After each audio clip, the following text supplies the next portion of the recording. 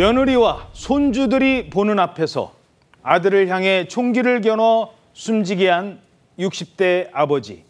이른바 인천 총기 살해 사건과 관련된 파장이 커지고 있습니다. 아버지가 아들을 향해서 총기를 겨눈 이유.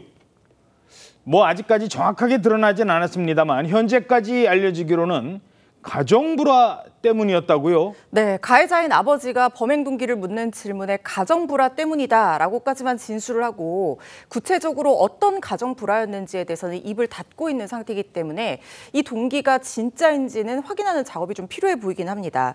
60대 아버지가 자기 생일날 아들이 마련한 저녁 잔치 자리에 초대받아서 이런 끔찍한 범행을 저지른 건데요. 생일 파티를 하던 중에 잠깐 나갔다 오겠다라고 얘기를 한 뒤 자신의 차량에 보관 중이던 직접 제작한 사제 총기를 가지고 아파트로 돌아온 겁니다. 아들을 향해서 두 발을 격발을 했고 아버지가 쏜 총에 맞은 아들이 끝내 사망을 하고 말았습니다. 당시 현장에 굉장히 충격적이었던 게 아들만 있었던 것이 아니라 며느리도 있었고요. 나이 어린 손주 2명 그리고 지인까지 가족과 지인이 같이 자리를 하고 있었는데 손주들이 보는 앞에서 아버지가 아들을 총으로 가해를 해서 사망을 한 그런 사건입니다. 예.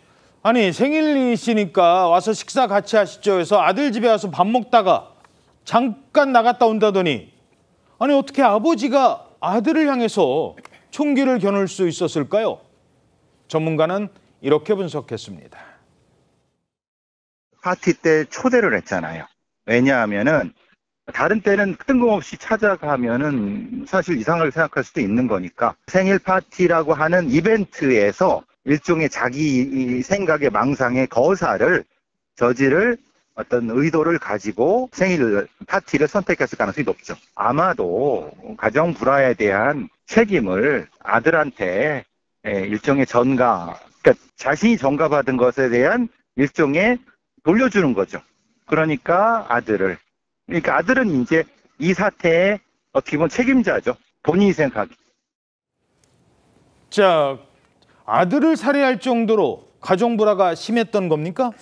아들을 살해한 아버지는 경찰에게는 가정불화가 있었다는 정도만 진술을 하였고 그 정도가 어느 정도인지 그리고 자세한 경위는 어떠한지에 대해서는 진술을 회피하고 있는 상황이라고 합니다. 알려고 하지 말라고 했대요? 네, 맞습니다.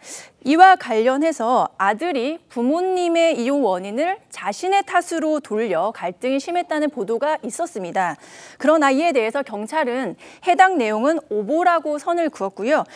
결국에는 정확한 가정불화의 원인이 무엇인지는 현 상황에서는 오리무중인 상태입니다. 예, 좀 더 상황을 파악해 봐야 되겠습니다만 정확하게 뭔지는 알려지지 않고 있어요. 하지만 가정불화가 있었다는 건 사실인 것 같아요.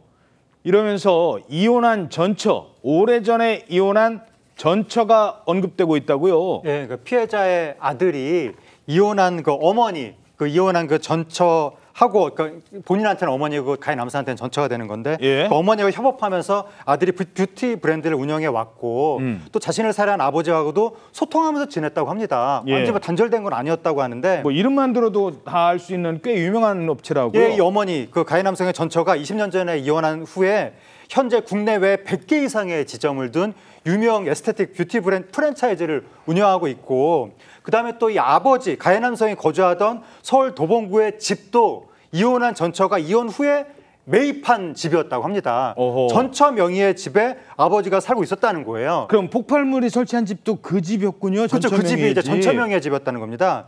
그리고 또 이 전처가 평소에 아들의 사업을 지원해주는 등 아들에 대한 애정이 남달랐었다고 합니다. 자, 그래서 또 다른 전문가 얘기로는 바로 전처에 대한 복수심에 전처가 가장 소중한 아들을 살해한 것 아니냐는 분석을 내놓기도 했습니다. 이 어머니에게 있어서 남편보다도 더 소중한 사람은 바로 자기 자식이에요. 가장 아끼는 아들을 상실한 그 어떤 고통을 주기 위한 그런 어떤 그 의도 또는 그 어떤 심적인 배경이 있는 것이 아닌가라고 제가 생각이 들고요. 사실은 이제 이런 것들을 우리가 이제 그 스파우스 리벤지 필리사이드라 그래서 무슨 말입니까? 배우자에 대한 어떤 복수 감정으로 자녀를 살해하는 그런 용어가 있어요. 자, 그러니까 전처에게 고통을 주기 위해서 엄마 편만 들고 아빠 편은 안 든다는 뭐 이 사람 알려진 바에 따르면 그래요. 전처한테 가장 소중한 아들을 공격 대상으로 했다는 겁니다. 자, 그러면서 아까도 잠깐 말씀드렸습니다만 전처 명의로 된 집이래요. 거기에 직접 만든 폭탄을 설치했다는 거잖아요. 그렇습니다. 아버지가 살고 있던 이 서울 도봉구의 자택도 사실 이혼한 전처의 명의인 것으로 알려졌습니다. 아버지는 아들을 살해하러 나서기 전에 이 집에도 사제, 직접 만든 폭발물을 설치했다고 하는데요. 경찰은 폭발물 설치 이유에 대해서 집에 다시 돌아가지 않을 생각에 자포자기의 심정으로 자기가 살던 곳을 다 불지르려고 했던 것 같다, 이렇게 밝혔거든요. 전문가는 여기에 대해서 자신이 살던 집에 불을 지르려고 했던 이유가 갈등의 원인을 모두 지워버리려고 했던 일종의 리셋 증후군이다, 이런 분석을 하기도 했습니다. 그 와중에 이 아버지가 낮 12시에 사제폭탄이 터지도록 타이머를 맞춘 그 이유에 대해서는 이웃이 가장 적은 시간대로 이렇게 생각을 해서 이렇게 진술을 하게 됐다고 합니다. 예. 그러니까 이거 뭐 얼마나 꽤 오래전부터 이게 범행을 준비를 해온 겁니다. 총은 또 어떻게 구했을까요? 지금 어떻게 알려지고 있습니까? 일단 이 아버지가 몇 달 전부터 총기를 제작하고 자택에 폭발물을 설치하는 방법까지 치밀하게 연구해온 것으로 드러나고 있습니다. 그러니까 상당히 장기간 준비해서 계획한 범행이라는 뜻이 될 거라는 생각이 드는데, 이 과정에서 총기 부품, 그러니까 총기가 아니라 부품 일부들을 인터넷 같은 비공식적인 경로가 아니라 정식으로 소지 허가를 받은 인물로부터 직접 구매했다, 이런 취지의 진술을 한 것으로 확인돼서 이 부분도 수사가 필요해 보입니다. 아버지는 총기와 관련한 직업을 가진 적은 없는 사람인데 유튜브를 통해서 사제로 총을 제작하는 이 방법을 알게 됐다는 거예요. 집에서 심지어 실탄이 86발, 86발이 발견이 됐습니다. 이 실탄을 어디서 구매했냐라고 했더니 20년 전에 구매한 뒤에 보관하고 있다, 이렇게 얘기를 하고 있는 상황이어서 이 보관 시점도 100% 그대로 믿을 것이 아니라 이 구매한 정확한 시점이 20년 전이 맞는지까지도 확인해야 될 필요는 있어 보입니다. 예. 범행을 마음먹고 총기는 직접 제작까지 했다고 합니다.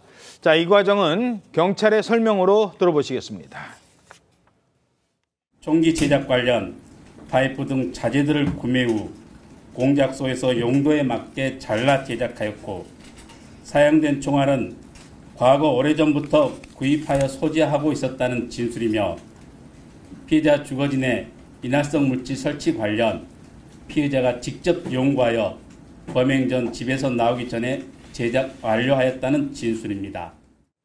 자, 이 모방 범죄 있을까봐 자세한 과정은 말씀드리지 않겠습니다. 그런데 이렇게 만든 총을 옮기는 작업이 필요했을 텐데 그게 포착이 됐었다고요? 예, 아들을 살해하기 위해 이동하는 범행 전의 행적이 포착이 된 겁니다. 당시 CCTV에 이제 모습이 잡혔는데 자신의 아파트에서 커다란 짐가방 2개를 챙겨서 엘리베이터를 타는 모습이 CCTV에 잡혔습니다. 또 인천 송도에, 그러니까 저게 이제 인천 송도에 위치한 아들의 집을 향해서 출발하기 직전의 모습으로 추정이 되는데, 짐을 다시 꺼내서 확인하기도 하고 뭔가 가만히 있지 못하는 등 긴장한 모습을 보이기도 했습니다. 저렇게 엘리베이터를 타고 이동해서 그 다음엔 아파트 주차장으로 이동했는데 거기에 렌터카 트렁크에 가방을 싣고 아들의 집으로 출발하는 모습이 잡혔습니다.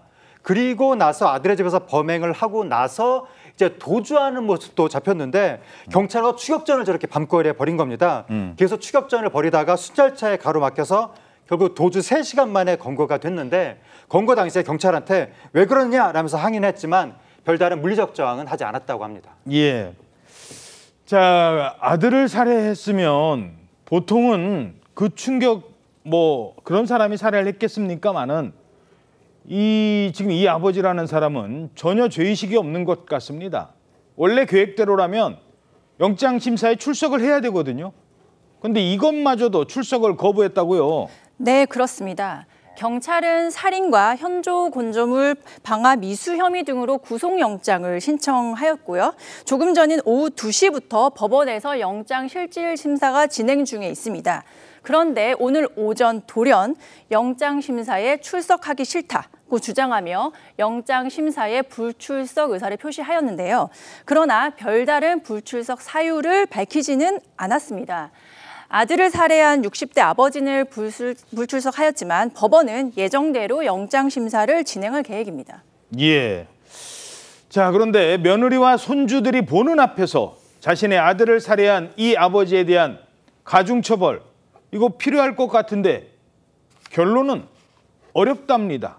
이런 전망이 나오고 있습니다. 아니, 아들을 살해했는데 가중처벌이 안 돼요? 이유가 뭡니까? 예, 이 직접 만든 총기로 자신의 아들을 살해했다. 얼마나 끔찍한 범행입니까? 그런데 당연히 가중처벌 받는다고 생각하시겠지만 현행법상 그렇지가 않습니다. 우리나라 형법은 이 자식이 부모, 할아버지가 좀 윗세대, 그러니까 존속이라고 하는데 윗세대를 살해하는 경우에는 존속살해죄라는 걸 따로 두고 있어서 예. 일반 살인죄보다 이 최저 형량이 높습니다. 예. 가중처벌을 하는 것이죠. 그런 사람들도 꽤 있었으니까. 그렇습니다. 그런데 이 아랫세대, 그러니까 비속이라고 하는데요. 직계 비속에 대한 살해죄, 비속살해죄는 규정이 안 돼 있습니다. 그런 사람들은 거의 없었으니까. 그렇습니다. 그래서 경찰은 가해자가 만약에 이제 아버지가 아니라 아들이었다면 존속살해죄 적용이 됐겠지만 이 경우에는 아버지가 아들을 살해했기 때문에 현행법상 형법에 이걸 특별히 따로 가중처벌하는 규정이 없어서 일반 살인죄만 적용이 돼 있거든요. 다만 이제 이 아동학대살인죄라는 게 있어서 만 18세 미만의 자녀를 학대해서 살해한 경우에는 또 가중처벌이 되거든요. 예. 하지만 성년인 자녀를 살해한 경우에는 가중처벌 규정이 따로 없고 이게 이제 법이 체계가 왜 그러냐면 사실 부모가 자식을 살해하는 것을 그 경우도 많지도 않고 폐륜으로 보지 않았던 과거 윤리의식 그리고 부모를 살해하는 것은 훨씬 더 반인륜적인 범죄다 이렇게 생각하는 그 전통 윤리의식 때문에 이게 법에 남아있는 것이라고 보시면 되겠습니다.